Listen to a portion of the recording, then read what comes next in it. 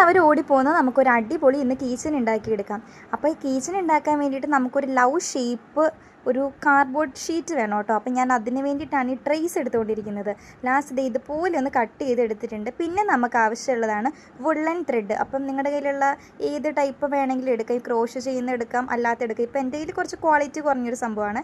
പിന്നെ ഇങ്ങനൊരു piece of cardboard വേണം. അത് ഇങ്ങനെ ചുറ്റി കൊടുക്കുക.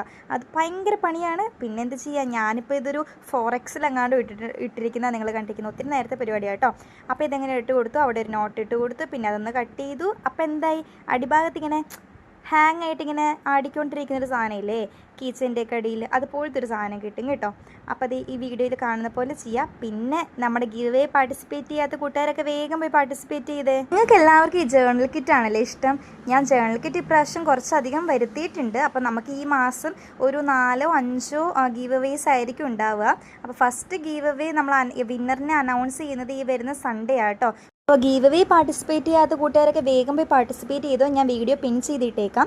പിന്നെ എന്താ, നമ്മുടെ ചാനൽ സബ്സ്ക്രൈബ് ചെയ്യാൻ മറക്കണ്ട. നമ്മുടെ ഈ ഒരു ചാനലിൽ കൂടുതലും ഗീവ് അവേസ് ആയിരിക്കും ഉണ്ടാവുക. പിന്നെ ഇടയ്ക്കും തട്ടും മുട്ടും എന്നൊക്കെ ഇങ്ങനെ ഒരു ക്രാഫ്റ്റൊക്കെ ഉണ്ടാവും. ഈ ക്രാഫ്റ്റ് കൂടാതെ ഞാൻ വ്ളോഗൊക്കെ ചെയ്താലോ എന്ന് ആലോചിക്കുന്നുണ്ട്. അപ്പോൾ നിങ്ങളുടെ ഒരു അഭിപ്രായം കൂടി പറയണം കേട്ടോ.